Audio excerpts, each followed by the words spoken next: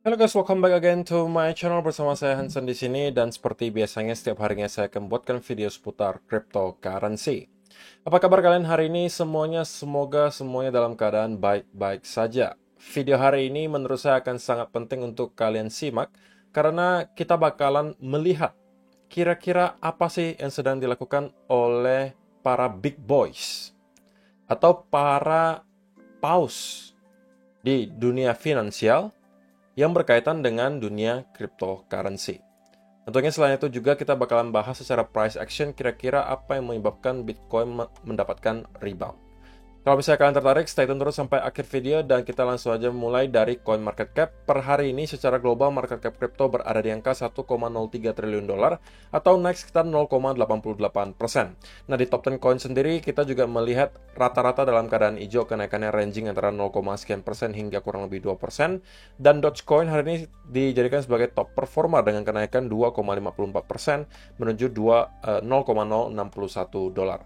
So, itu adalah outlook sementara dari beberapa top coin yang ada. Sekarang kita langsung aja masuk ke data dan berita terbaru hari ini. Nah, berita yang sedang hangat-hangatnya teman-teman. Kalian akan temukan mungkin berita ini diliput di berbagai media massa. Kemudian juga para YouTuber yang berkaitan dengan kripto pasti akan membahas hal ini. Di mana BlackRock, salah satu perusahaan investasi terbesar di dunia, sekarang applies atau mengajukan untuk membuka spot Bitcoin ETF.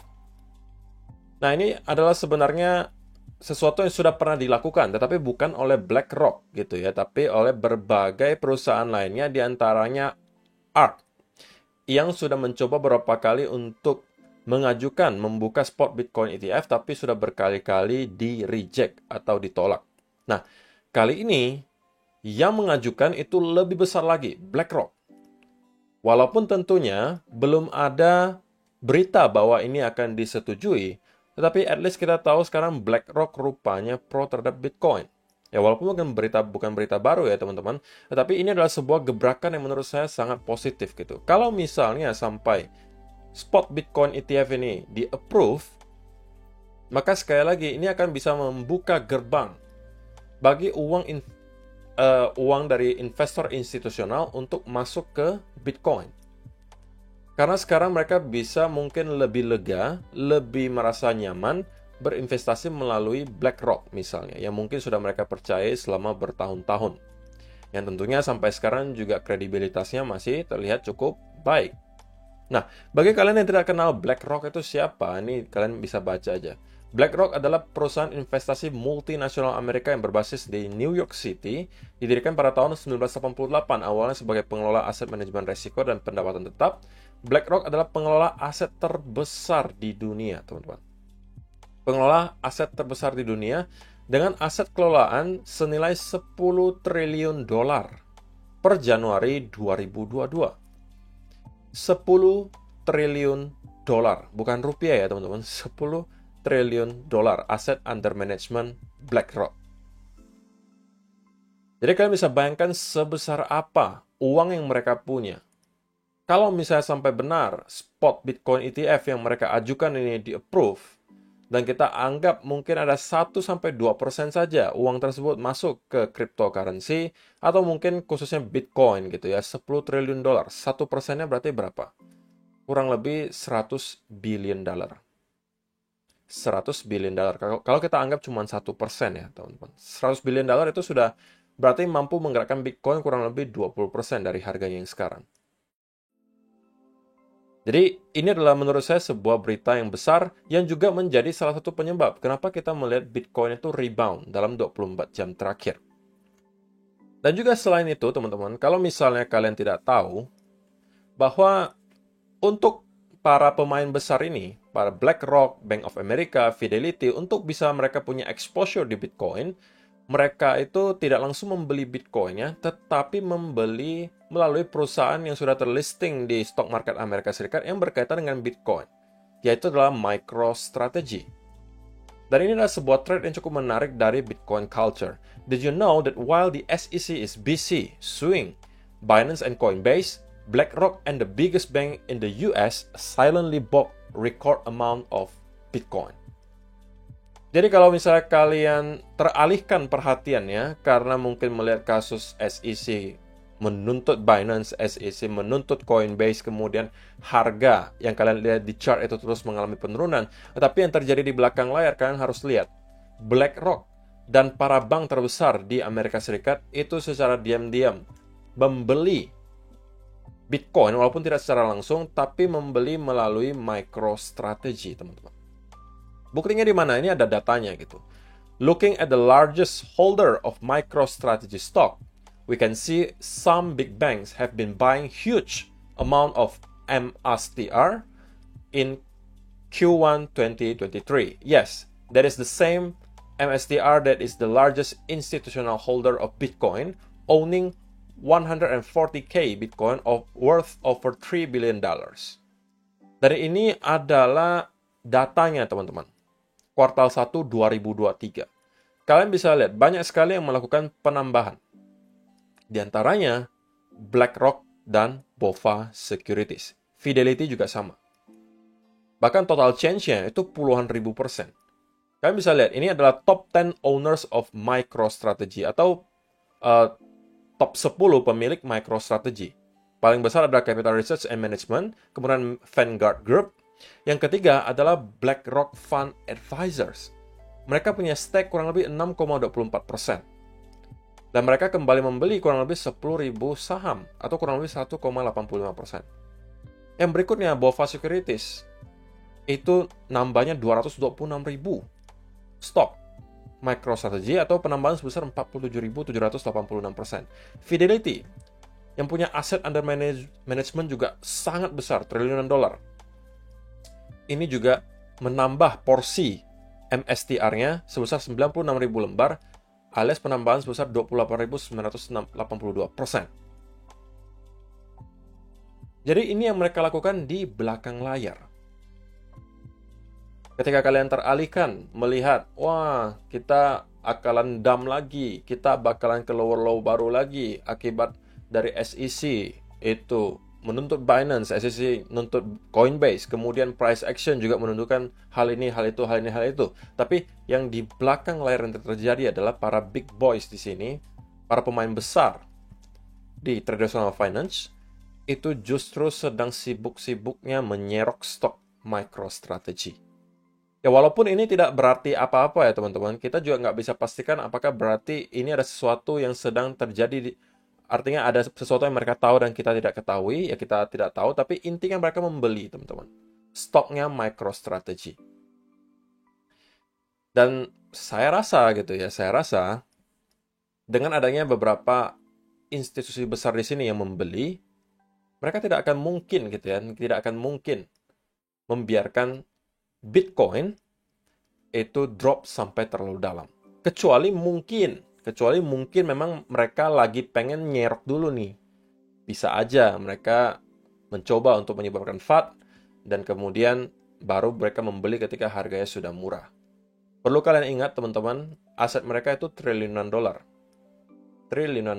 Dan mereka bisa menggerakkan siapapun yang mereka mau.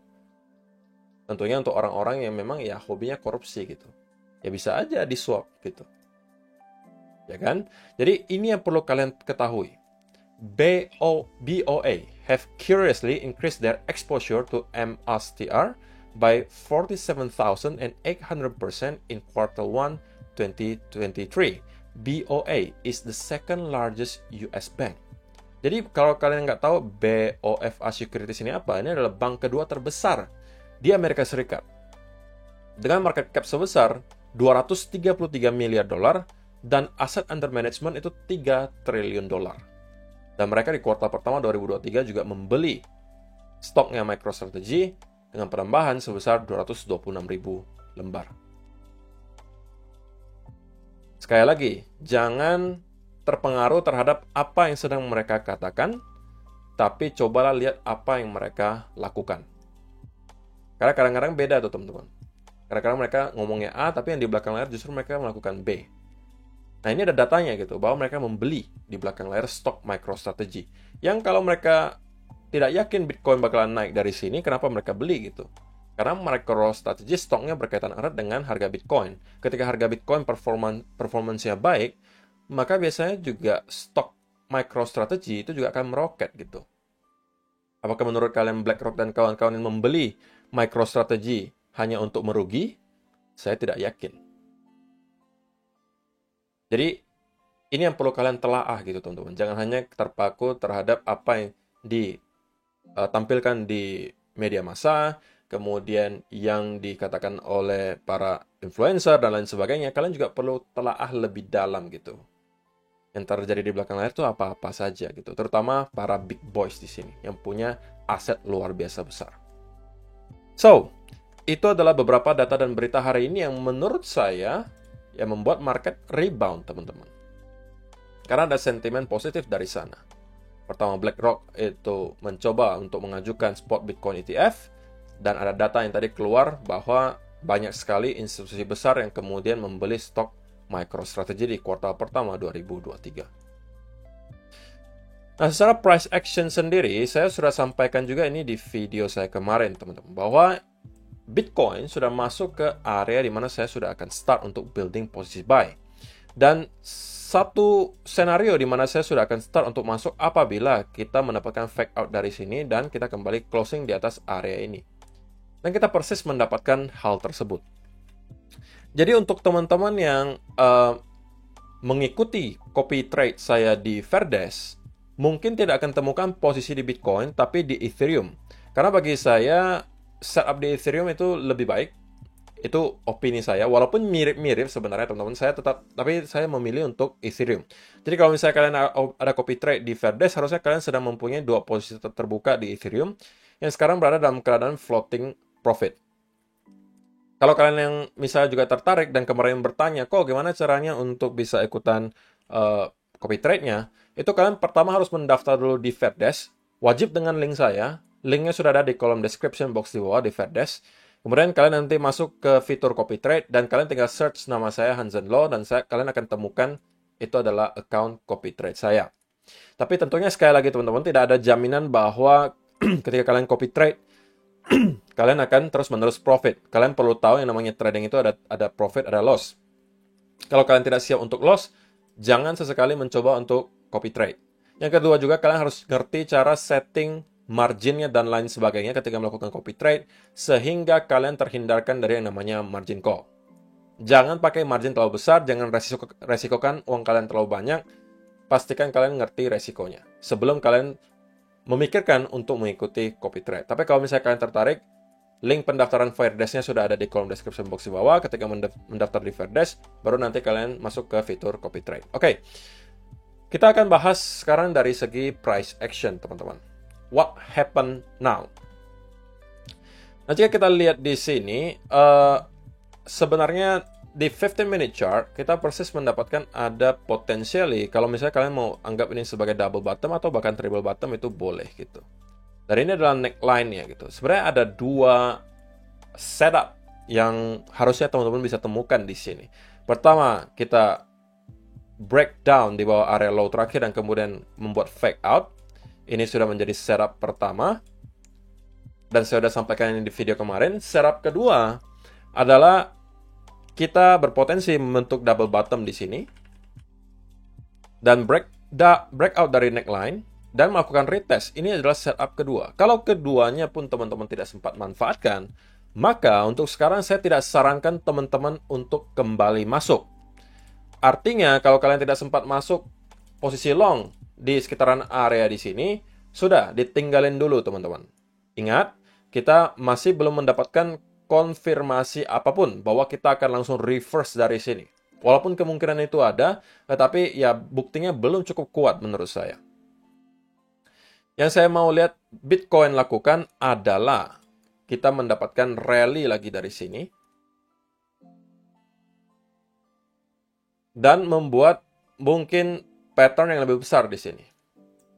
Sehingga yang terbentuk berikutnya adalah kembali sebuah inverse head and shoulder yang cukup besar. Dan ini mungkin bisa kalian manfaatkan kembali sebagai peluang untuk long. Walaupun yang di sini menurut saya secara risk and reward itu tidak lagi terlalu memadai teman-teman. Karena ketika kalian buy di sini naik sedikit, kalian sudah akan ketemu dengan upper trend line di sini. Oke? Nah, untuk teman-teman yang sudah sempat masuk ke posisinya, ya saya sarankan untuk minimal menggeser stop loss-nya ke arah entry.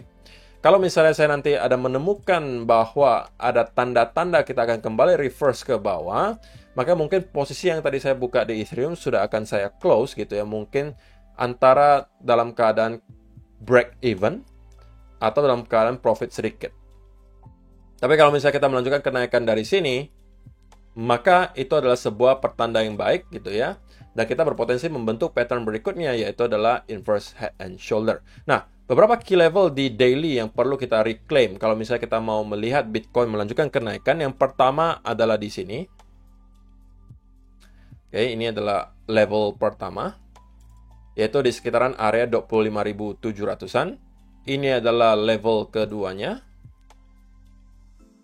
Dan ini kalau mampu kita break, kita sudah akan langsung ketemu dengan trendline yang mudah-mudahan kali ini bisa langsung kita breakout.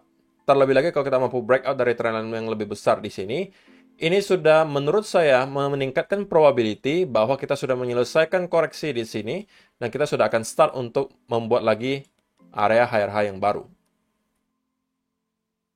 Jadi kita masih ada dua level yang harus kita lewati. Pertama yaitu di sekitaran area range 25.700-an. Kalau misalnya daily chart kita mampu closing di atas area di sini dan beberapa hari consolidate, ini mungkin kalian bisa manfaatkan lagi untuk cari setup untuk scalping, minimal lah nyampe ke sekitaran area 26.600-an. Tapi sebelum kedua hal tersebut terjadi, sebelum kita mampu closing di atas area di sini, kita masih harus hati-hati. Kenapa? Karena berarti kita masih mempunyai dua area resistance yang harus kita lewati sebelum kita mampu kembali mencapai ke area trendline di sini. Jadi intinya yang mau saya sampaikan ke teman-teman adalah kalau misalnya kalian belum sempat masuk ke posisi apapun, sekarang bukan saat yang tepat lagi untuk kembali masuk gitu ya, karena kalian sudah sedikit ketinggalan. Tunggulah minimal kalian membuat setup berikutnya, mungkin semacam inverse and shoulder di sini. Ini mungkin bisa kalian manfaatkan.